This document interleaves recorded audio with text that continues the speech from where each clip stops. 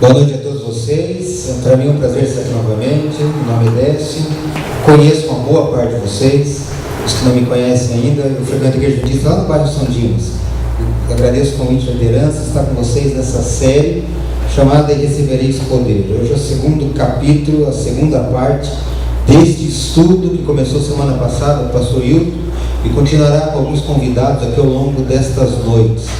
E nesta segunda noite eu tenho o privilégio de, junto com vocês, abrir a palavra de Deus e discutir o tema proposto para essa noite. Eu vou citar o título da mensagem desta noite: Chamado para todos os voluntários. Eu vou repetir, eu tinha a mensagem dessa noite: Chamado para todos os voluntários. Se alguém aqui não for voluntário, então não é a mensagem para você. Mas no estudo dessa noite eu vou mostrar pela palavra de Deus que todos nós somos chamados para ser parte do povo de Deus. E você também é convidado a se tornar um voluntário na causa dele. Como você está sentado, feche seus olhos, vamos falar com Deus. Obrigado, nosso Pai, por estarmos reunidos na tua casa. Início de semana, domingo à noite, temos o privilégio de estar aqui entre amigos e irmãos.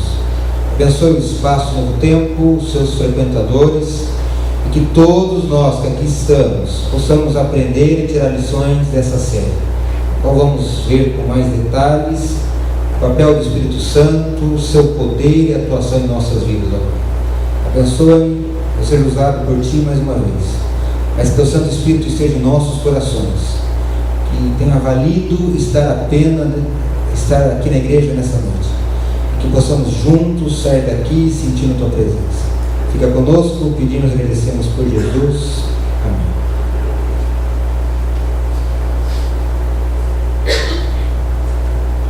A pomba é um símbolo do Espírito Santo e a mensagem já se diz, é um convite de Deus para nós: você vai receber poder. Poder de Deus, poder do Espírito Santo. Eu queria que você imaginasse comigo agora uma igreja que fosse plenamente capacitada pelo Espírito Santo de Deus. Uma igreja em que todas as pessoas que ali entram nela tivessem uma participação ativa na causa de Deus. As pessoas nesta igreja estariam sempre dispostas a ajudar outras pessoas, a fazer o bem, a compartilhar coisas boas, estariam preocupadas umas com as outras. Essas pessoas estariam ansiosas por repartir a palavra de Deus. E como estudamos a palavra de Deus, eu praticaria princípios como amor, caridade, como o sentimento de fazer o bem, de ajudar outras pessoas, de perdoar e colaborar. Nesta igreja, as pessoas se preocupam uma com as outras. As pessoas se importam sinceramente, de coração. As pessoas visitam umas às outras. Quando alguém não aparece, telefonam e recebem uma ligação. As pessoas se importam tanto uma com as outras que toda a comunidade em volta desta igreja percebe a diferença. E as pessoas vão dizer: poxa, ali é um lugar especial, ali é um lugar de paz e com a bênção de Deus. Você consegue imaginar uma igreja assim? A minha pergunta para você nessa noite é: será que a nossa igreja poderia ser assim? Será que o Espaço Novo Tempo poderia se tornar esse lugar? Interessante que, se nós fôssemos voltar para a igreja primitiva, a igreja apostólica, a igreja que começou com os apóstolos de Jesus após a ressurreição de Jesus Cristo, esta igreja era assim. Era conhecida como igreja do amor. Às vezes ela funcionava em casas pequenas, apertadas, mas multidões fluíam para ela, porque elas sabiam que tinham o poder de Deus. E é interessante, quando o poder de Deus se manifesta num grupo de pessoas e de crentes, essa igreja se torna forte e poderosa. Ela faz uma diferença tremenda na sua comunidade. Quando as pessoas compartilham com outros o que Jesus faz na sua vida, as pessoas continuam sendo pecadores, têm defeitos, mas as pessoas enxergam os defeitos dos outros e crescem como comunidade. Essa igreja é especial. Será que o Espaço Novo Tempo pode se tornar esse lugar? Eu vou repetir. Na igreja apostólica após Jesus Cristo, as pessoas, e o normal era isso: igrejas lotadas, pessoas saindo pela porta e sabendo que o poder de Deus estava lá dentro. Elas não tinham medo da perseguição, e olha que a perseguição era feroz. O Império Romano da época, em algum momento da história, chegou a perseguir e matar os cristãos. E quanto mais matavam, mais cristãos vinham a essas igrejas. O escritor disse que o sangue dos mártires era como semente. Quanto mais morriam, mais pessoas vinham e diziam: não, mas lá é muito melhor. É muito mais esperançoso e agradável estar lá, naquele grupo de pessoas que seguem o tal de Jesus Cristo e são cristãos. A igreja do primeiro século era assim, era o normal. Mas quando a gente chega no século 21, ano 2016, parece que essa não é mais a realidade das igrejas cristãs em geral. Sim ou não? Muitas igrejas talvez você tenha ouvido falar. Apesar de pregar sobre Jesus e falar da Bíblia, do seu poder, as pessoas disputam entre si, as pessoas brigam, não há sentimento de amor nem de preocupação, as pessoas continuam vivendo suas vidas egoístas, independentes, e parece que as igrejas continuam, e por serem instituições formadas por homens, continuam exaltando mais os defeitos do que justamente as qualidades. Eu quero dizer para você nessa noite que há uma esperança. A igreja ideal que eu apresento para você, e que era assim no primeiro século, poderia e pode ser a nossa igreja. Aliás, você não gostaria de ser membro de uma igreja assim? Se a nossa igreja fosse assim, queridos, talvez ela estivesse lotada. Filas na porta de pessoas querendo entrar. E pessoas querendo desesperadamente um local, um encontro, buscando estar junto conosco. Mas eu queria que você soubesse que esse é o desejo de Deus para mim e para você, para esta igreja. Deus tem uma intenção de que seus filhos possam testemunhar do seu amor de todo o coração. E aí eu vou trazer alguns conceitos nessa noite que faz parte desse estudo. O primeiro conceito é que a palavra de Deus diz, e nós vamos ver isso na Bíblia daqui a pouquinho, mas que o sacerdócio é o ministério de todos os crentes. Todo mundo que está aqui é chamado e convidado para estar diretamente em contato com Deus. Aliás, o ideal de Deus para o seu povo nunca foi o que nós vivemos hoje, mas o ideal de Deus para o seu povo sempre foi manter comunhão e proximidade. Se nós lemos a história bíblica, Gênesis começa com a história e conta o mundo antes do pecado. Quando Deus criou o homem e a mulher, ele tinha um relacionamento direto com eles, se comunicava pessoalmente, não havia intermediários. Deus conversava com Adão e Eva e eles conversavam com Deus. Você consegue imaginar isso? No final da tarde, quase ao anoitecer, Adão e Eva tinham um encontro com Deus e conversavam face a face, diretamente. Mas a história mesmo vai contar para mim e para você que Adão desobedeceu. Adão e Eva deixaram de confiar plenamente em Deus e desacreditaram da sua palavra. Entrou o pecado no mundo, e uma das coisas que o pecado fez, em primeiro lugar, foi trazer separação entre o homem e Deus. Na consequência veio também a morte e outras coisas ruins que nós enxergamos hoje no mundo. Adão e Eva não podiam mais se aproximar de Deus diretamente. E aí, por causa do pecado, serão fulminados agora pela glória e o poder de Deus. Mas Deus coloca então um sistema intermediário. É instituído, por exemplo, os sacrifícios de animais. A ideia é de se pedir o perdão pelos seus pecados e de se ter um inocente para pagar o erro e o pecado do homem.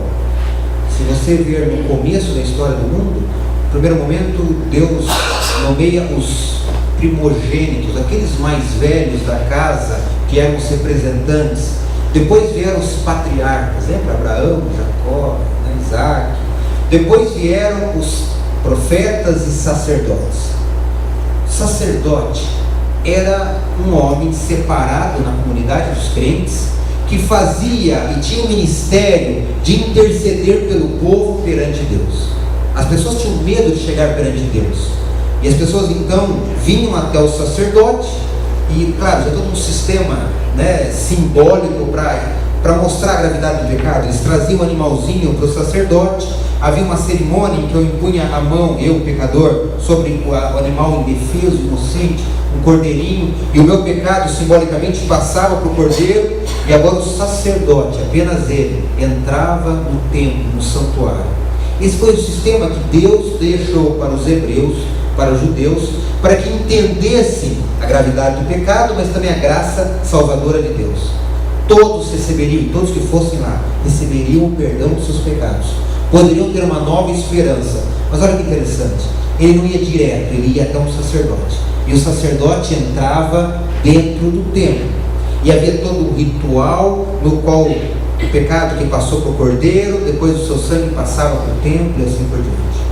Uma vez por ano havia uma cerimônia especial, onde apenas um sacerdote especial, chamado sumo sacerdote, só esse, entrava no lugar chamado Santíssimo, e lá dentro, naquele compartimento, onde estava representado a glória de Deus, Shekinah, poder de Deus, as tábuas da lei de Deus, enfim, toda uma área preparada para que Deus mostrasse realmente o respeito e reverência de todos. E agora aquele sumo sacerdote entrava lá e intercedia por todo o povo que estava lá fora. As funções de intercessão, então, era reservado exclusivamente aos sacerdotes no Antigo Testamento. O homem pega um animalzinho, vai até um sacerdote, o sacerdote vai para Deus. Mas não o ideal de Deus. O ideal de Deus era quando ele tratava com Adão e Eva diretamente. É por isso que veio Jesus Cristo. Jesus Cristo veio ao mundo para pagar o preço do pecado. E como um cordeiro ele foi morto na cruz do Calvário. Mas é interessante que no Novo Testamento, essa promessa de Deus para nós, cada cristão pode ser seu próprio sacerdote. Essa é uma condição nova para o crente. Porque agora Jesus vem como grande cordeiro e depois em Hebreus como sumo sacerdote e novamente faz a ligação nova nossa com Deus. Paulo diz em Timóteo que não há mais intercessor entre Deus e os homens. Quem é o nosso intercessor apenas agora? Jesus Cristo. E agora eu posso então ir a Jesus e falar com Ele e conversar com Ele, e Ele vai me ouvir e vai levar minhas causas a Deus. No Novo Testamento, então, a partir do sacrifício de Jesus, aquele sistema de sacerdotes deixa de existir. No templo, lá em Jerusalém, o véu é rasgado de alto a baixo, e agora não precisamos mais ir até o sacerdote e até um religioso, para que ele, em nosso nome, peça perdão aos nossos pecados. A igreja adventista aceitou, assim como as igrejas protestantes, evangélicas, pentecostais, aceita o ensinamento bíblico de que agora vamos diretamente a Deus. É apenas Jesus Cristo que intermedia Deus e os homens. E eu posso ir diretamente a Deus. Não preciso mais de um sacerdote, porque eu me torno agora exercendo o sacerdócio como um crente que confia em Jesus Cristo. Então eu posso pedir para Ele, e Ele vai me ouvir. Essa é uma mensagem, uma mudança que ocorreu a partir então do Novo Testamento. Quando estudamos, me permitam só citar texto de Apocalipse, por exemplo. O texto diz assim que Jesus, no Apocalipse 1, 5, 6, o texto diz: é a parte de Jesus Cristo, que é fiel testemunho, o primogênito dos mortos, o príncipe dos reis da terra, aquele que nos ama, em seu sangue nos lavou dos nossos pecados. Está falando de Jesus. E diz que Ele nos fez reis e sacerdotes para Deus e seu Pai. A Ele glória e poder a todos sempre. Amém. Jesus nos fez sacerdotes. Apocalipse capítulo 5, versículo 9, ele cita: e cantava um novo cântico dizendo: digno és de tomar o livro, de abrir seus selos, porque Jesus foi morto, com teu sangue compraste para Deus homens de toda tribo, língua, povo e nação, e para nosso Deus nos fizeste reis e sacerdotes, e assim vamos reinar por toda a terra. Esse é o convite de Deus para mim e para você. Não há mais um sacerdote a quem vamos recorrer. Tanto a igreja aceitou isso, a igreja adventista, por exemplo, que se por acaso algum membro aqui precisar ir até um pastor adventista para pedir perdão dos seus pecados, e um pastor perdoar, esse pastor não vai mais fazer parte da igreja adventista, porque ele não tem poder, nem essa autoridade. Ele não é mais o intercessor entre eu e você. O líder religioso não é mais. Você pode pedir diretamente a Deus, o Pai. Todos os crentes são convidados, são chamados para esse sacerdócio. Eu quero convidar você a abrir sua Bíblia lá no finalzinho dela.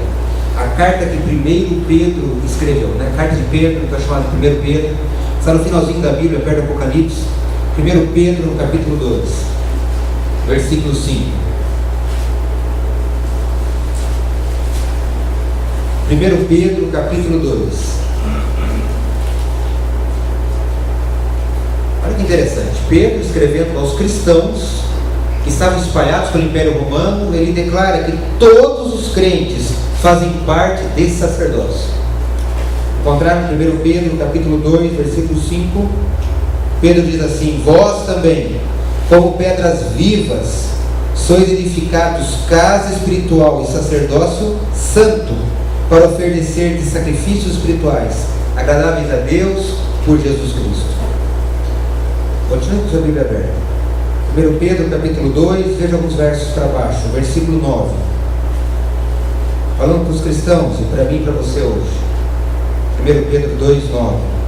Mas vós sois geração eleita, sacerdócio real, nação santa, povo adquirido, para que nos fez as virtudes daquele que nos chamou das trevas para a sua maravilhosa luz. Segundo Pedro, queridos, todo cristão pertence ao sacerdócio. A igreja então não tem um sacerdócio, ela é um sacerdócio. O sacerdócio de todos os crentes é a regra do Novo Testamento.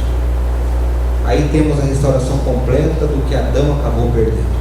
Adão falava com Deus, o pecado separou, e agora novamente nós podemos falar com Deus através de Jesus Cristo. Esse é o nosso serviço como cristãos. Permitam ler o último verso dessa noite. Volte a alguns capítulos, alguns livros, livro de Romanos, carta que Paulo escreveu aos Romanos, capítulo 12, versículo 1. Romanos, capítulo 12, versículo 1.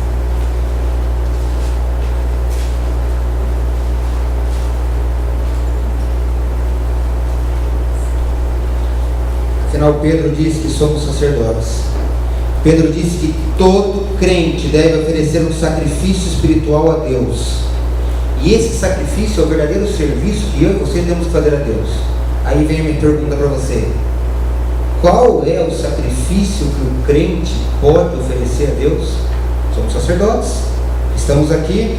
Qual é o sacrifício que podemos oferecer? Agora Paulo, em outro livro, Romanos 12, 1, vai responder para nós. Encontraram?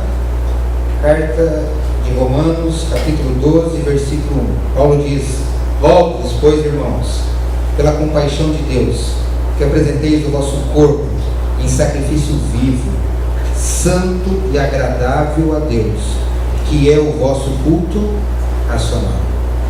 O sacrifício que os cristãos devem oferecer não é mais cabra, ovelha, como era oferecido no Antigo Testamento.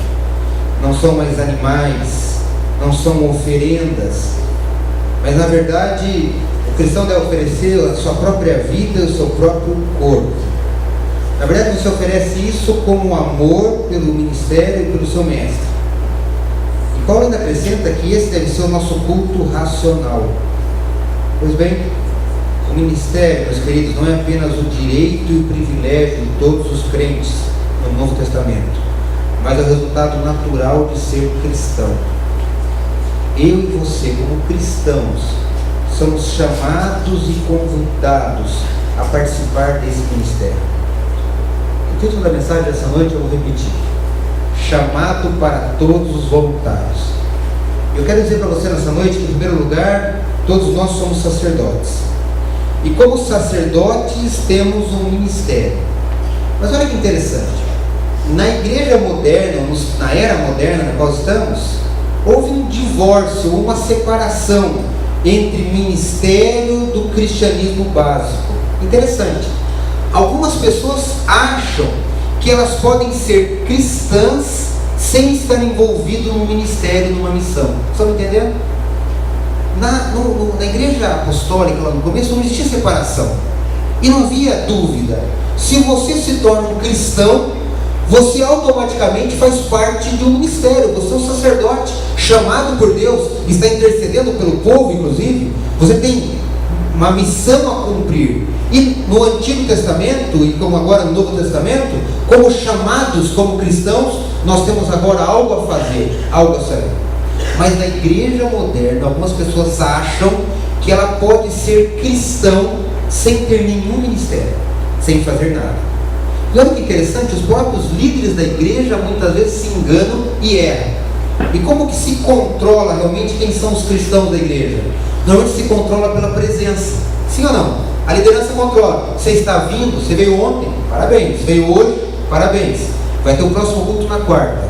Você não veio, já vou perguntar no final de semana. Você, eu faço faculdade à noite, então está liberado.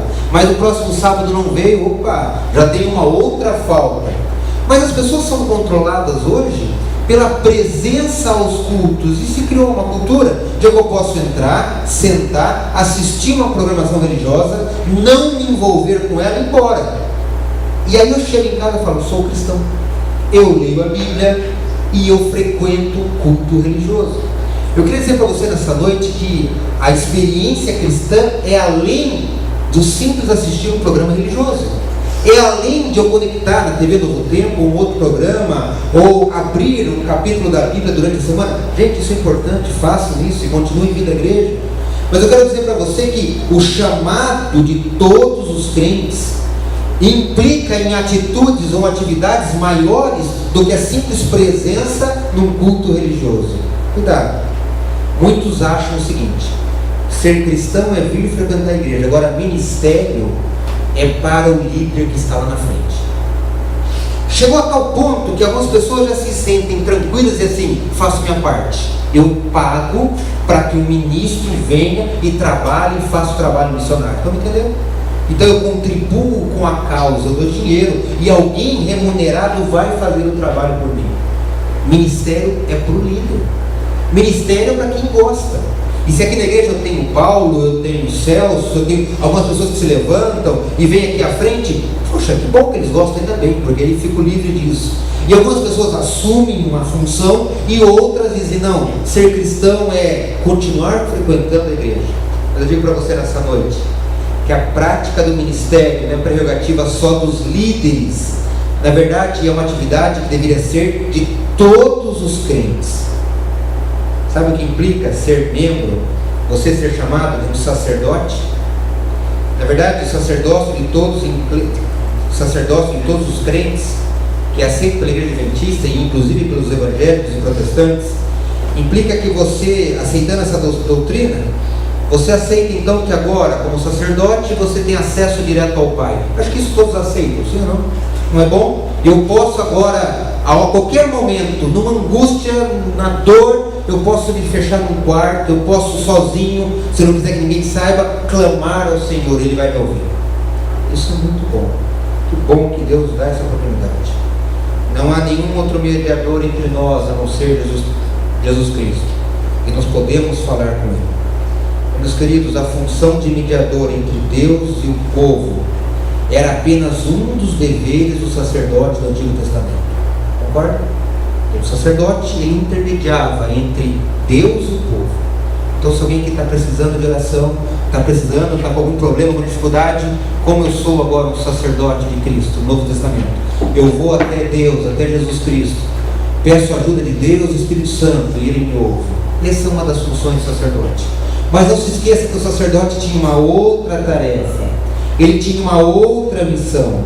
Na verdade, o sacerdote, ele, além de interceder pelo povo, ele também exercia um ministério. E é por isso que eu também digo que o ministério é em todos os crentes. O sacerdote tinha uma atividade a desempenhar. E é por isso, meus queridos, que na igreja primitiva, a igreja tinha tanto poder do Espírito Santo, porque todos os cristãos se envolviam com a igreja. E olha que interessante, o Espírito Santo capacita cada um dos seus filhos. Já experimentaram isso aqui? Talvez algumas pessoas, quando vieram para conhecer Jesus Cristo, não faziam ideia do que poderia fazer. Não tem noção, o que será que eu posso? Eu tenho timidez, eu não consigo falar na frente, eu sou desafinado, não sei cantar. Será que tem algo que eu possa fazer? E quando de coração buscamos a Deus, eu tenho certeza disso, você não vai ser frustrado. Você vai descobrir uma atividade, um dom que você possa exercer. Consegue imaginar a igreja primitiva, a igreja do Novo Testamento? Cada cristão tinha o seu dom, se envolvendo no ministério, e os dons diferentes, um complementando o outro. A igreja tinha poder, e esse poder é oferecido para mim e para você nessa noite.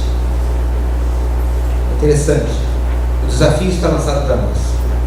Como filhos de Deus, somos chamados a sermos sacerdotes, e como sacerdotes nós temos agora o ministério da intercessão, de buscar, de falar com Deus, mas também de exercer o ministério, esse ministério no qual Deus nos capacita para que possamos atuar.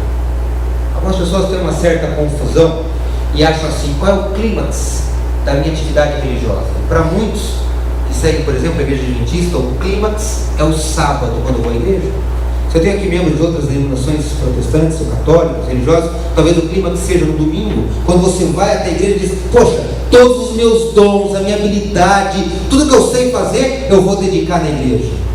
Mas eu quero dar uma outra notícia para você. O clímax não deveria ser focado em um dia da semana, mas eu vou ler o texto de um pastor, de um teólogo americano, Dr. Edwards, que ele diz assim: a doutrina do sacerdócio de todos os crentes indica que para o cristão o clímax é o que é feito no mundo durante a semana. O que acontece no sábado, no domingo, deve prepará-lo para o seu ministério no mundo durante o resto da semana. Consegue entender isso? A minha ênfase e o meu ministério deve ser executado aonde? Quando? Claro, na igreja também. Mas principalmente, especialmente aonde? Ao longo da semana. É onde o mundo está. Senão facilmente nos tornamos um clube fechado de pessoas que estão procurando ajuda, estão procurando Deus, mas entre nós aqui apenas juntos, e não levamos a mensagem para outras pessoas, não pregamos e testemunhamos a outras pessoas.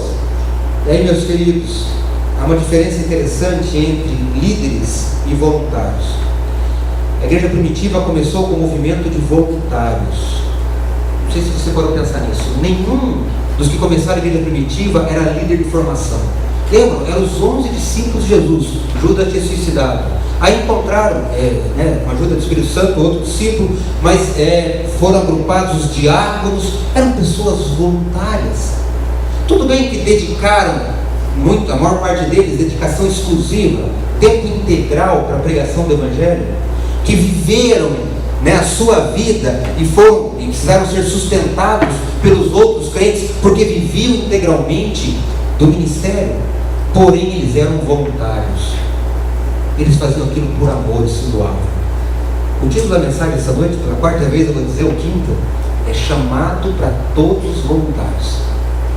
Todos aqueles que sentiram chamados e foram atuar. É claro, alguns se tornaram líderes da igreja. Pedro, Tiago, João estavam à frente dos trabalhos, mas igualmente importante era o trabalho e a atuação de outros. Então, alguns poderiam ser generais ou comandantes na luta contra o mal, outros eram apenas soldados ou carregadores, ou pessoas que trabalhavam nos bastidores, mas todos tinham uma função, não havia briga.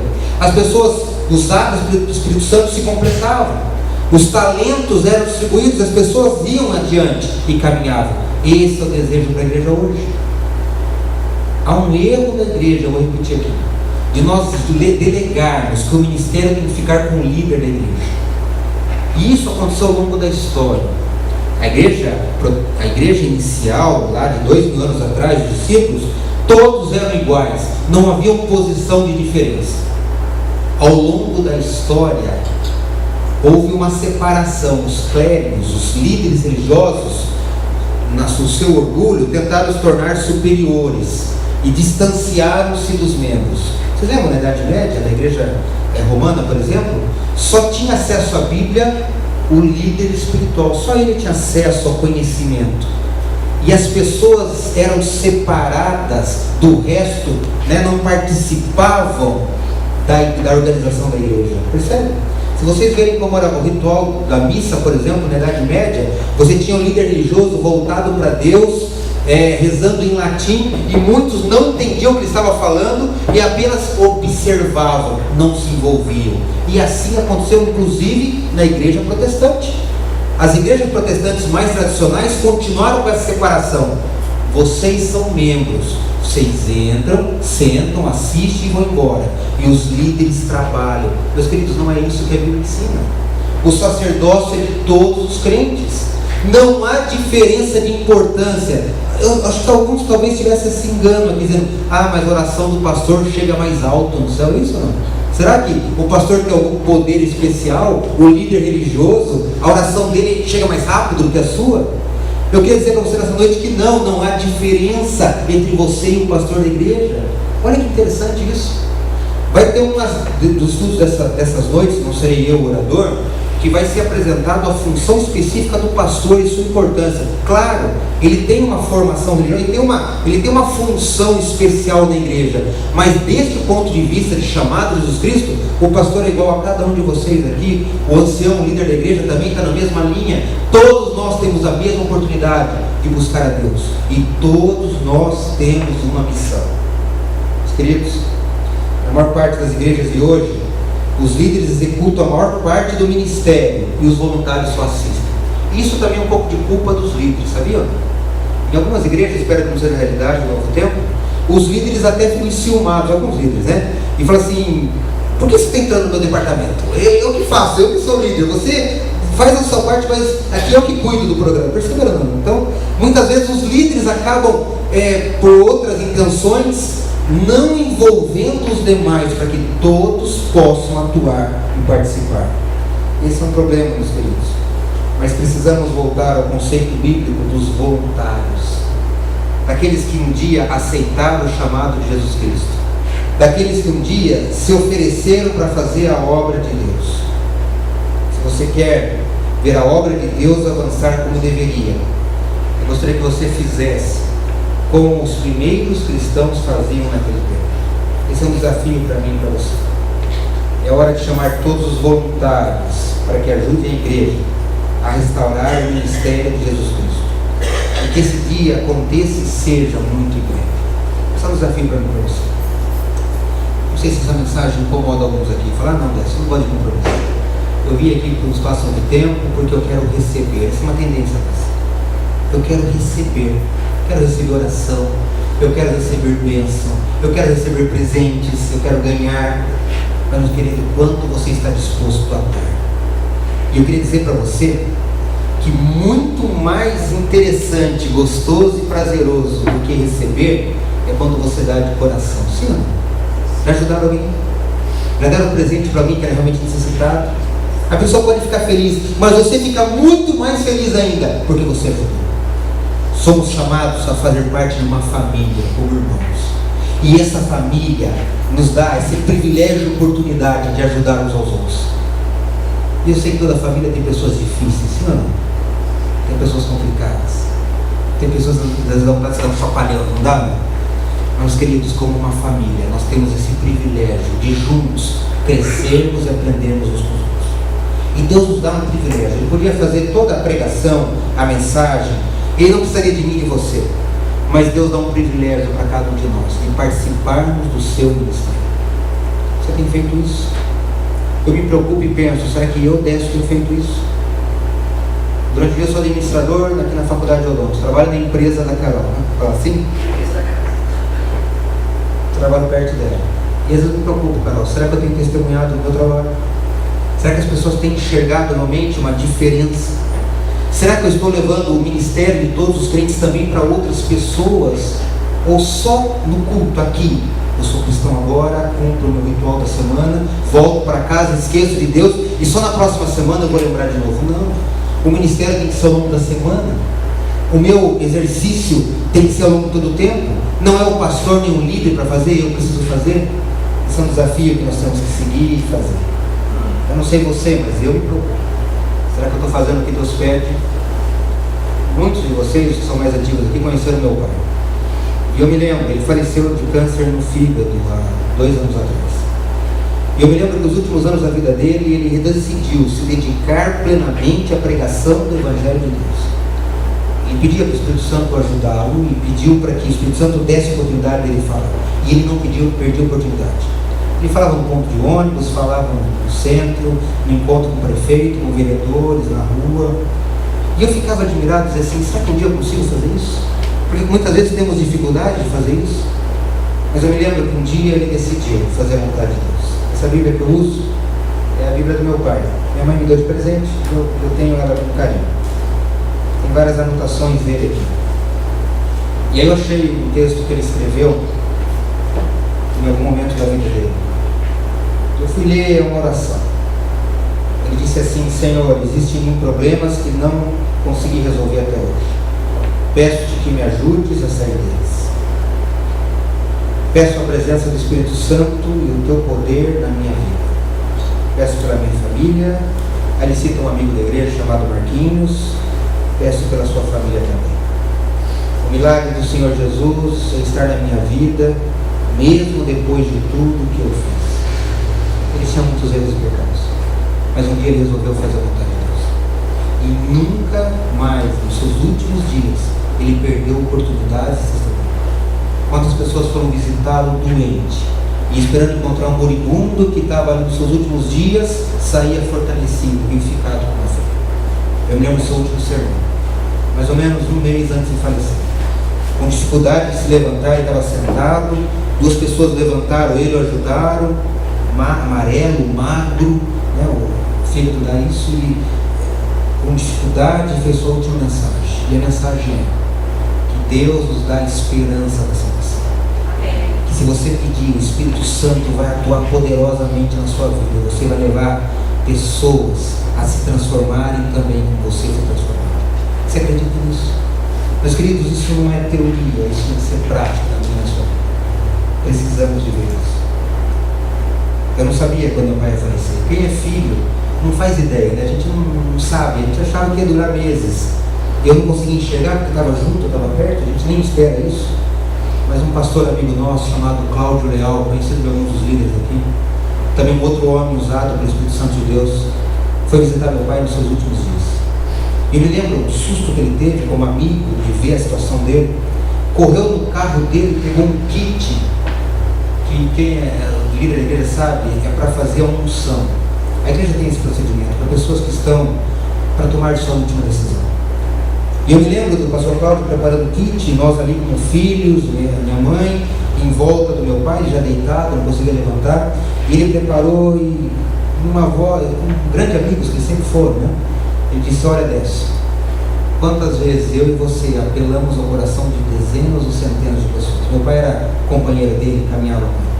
Quantas vezes, Décio, você levou unção para tantas pessoas, mas agora chegou a sua vez. Agora eu, como seu pastor, eu quero perguntar para você: você tem algum pecado?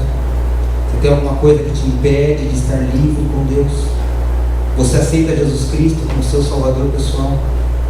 Você aceita a atuação do poder do Espírito Santo na sua vida, que você possa ainda testemunhar? Meu pai concordou com dificuldade. Oramos, cantamos e sentimos uma paz tremenda, que só quem encontrou Jesus Cristo pode experimentar. Você não quer viver isso também? De ter alegria enquanto temos saúde e disposição, de estarmos prontos para levar essa mensagem? O chamado então é para todos que queiram ser voluntários. Não tem remuneração aqui nessa terra, mas tenha certeza que Deus estará nos ajudando, nos abençoando, e seremos pessoas mais felizes. Vamos colocar em pé e fazer a oração. Obrigado, Senhor Deus, porque temos tido o privilégio de conhecer a Tua Palavra, porque temos aprendido, e nessa série que começou semana passada, estaremos aprendendo qual é o seu chamado para nossas vidas, ó Pai, e como o Senhor vai nos ajudar a testemunhar do Teu amor. Hoje vimos que o sacerdócio é um privilégio de todos os crentes, que junto com esse privilégio, que é podermos falar diretamente a Ti através da oração, sem intercessores, vem também uma responsabilidade, ó Pai. Nós temos um ministério. Eu não sei se todos aqui conhecem ou sabem os seus dons, como poderiam colaborar com a Tua obra, mas que o Senhor possa nos revelar, se não hoje, quem sabe ao longo dessa semana. Que cada uma daqui sinta no seu coração um desejo forte de Te conhecer mais e fazer a Tua vontade. Que essa igreja possa ser conhecida como a igreja dos apóstolos, no qual todos, com o poder do Espírito Santo, atuavam na comunidade, cada um com o seu talento, com o seu dom. Alguns líderes, outros como membros dos bancos, mas durante a semana atuando poderosamente, buscando outras pessoas para conhecer a mesma mensagem que nos libertou. Abençoe o Espaço Novo Tempo, sua liderança, os amigos que aqui estão, que possamos sentir a presença do Espírito Santo não como algo teórico, mas algo prático na nossa vida, e que possamos tomar decisões enquanto temos saúde e disposição. Fica conosco, nos dá uma boa noite, uma boa semana. Teu Santo Espírito nos abençoe e nos capacite. Pedimos e agradecemos por Jesus Cristo. Amém.